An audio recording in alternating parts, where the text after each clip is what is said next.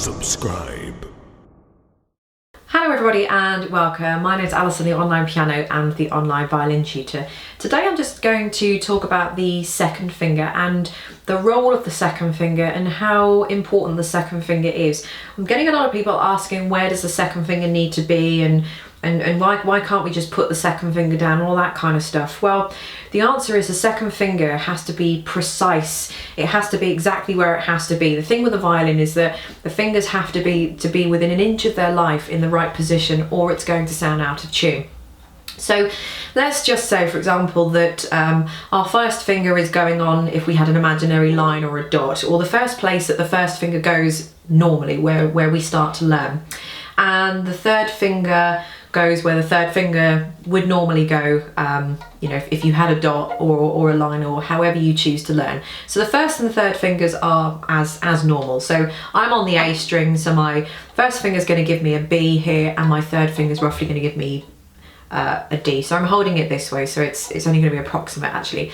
Now the second finger can go in one of two places. It has to go jammed in next to the second finger, or it has to go right crunched up next to the third finger. The reason why it cannot go anywhere in the middle is because no such note exists. If you put it somewhere in the middle, it won't be right. It'll be roughly right, but it won't be correct.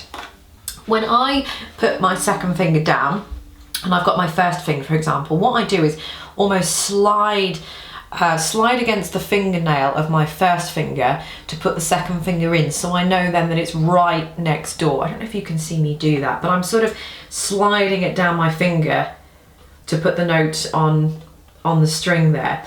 When I've got my third finger, that's easier because obviously I'm going to take my first finger off because it's hard to stretch. When I've got my third finger down, it's easier because I can sort of just nestle it in or bunch it right up. So that's how I know that the second finger is going to be in tune.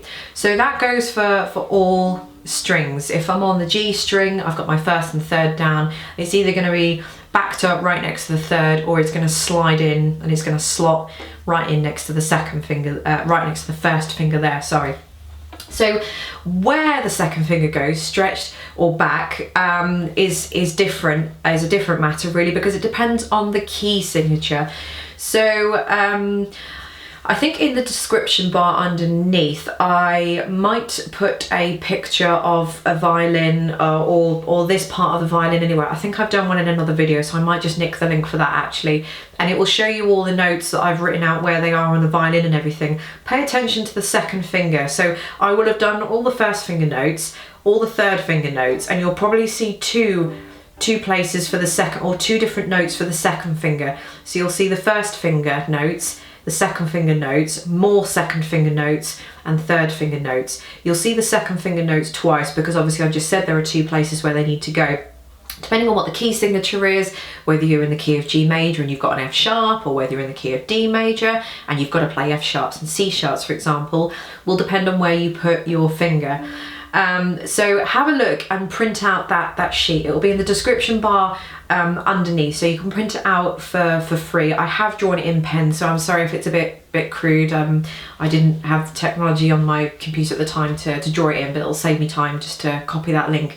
But it's fine for you to use to get the idea of anyway. So you just need to learn that, for example, when you're on the G string and you've got your second finger next to your first finger, that it's going to give you a B flat. When it's right next to the third finger, it's going to give you a B natural. On the D string, close to the first, it's going to give you an F natural or a normal F. When it's close to the third finger, it's going to give you an F sharp. On the A string, it's going to give you a C natural or a normal C. And stretched is going to give you a C sharp. When you're on the E string, a back second finger or right next to the first finger is going to give you a G natural, normal G, and stretched it's going to give you a G sharp.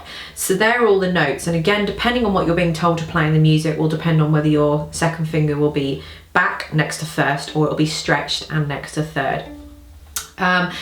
So I think that's everything I need to mention really, without kind of going into too much details about key signatures and all that kind of thing, which I have done other videos about. It is a complicated subject, so I really am just trying to break it down into little bite-sized pieces, and not everybody wants to know all of the information anyway, so it's nice if I can break it down, because it means I don't have to watch you know, 20-30 minute long videos. They can just watch a 4-minute video that just answers one simple question that they just want to know. For example, why you can't stick your second finger in the middle, because no such note exists. It has to be next to first or next to third. So I hope that's been useful to some of you, and I hope that's cleared up any problems or any queries or anything like that that you might have had. Thanks very much for watching, and I shall see you in the next video. Subscribe.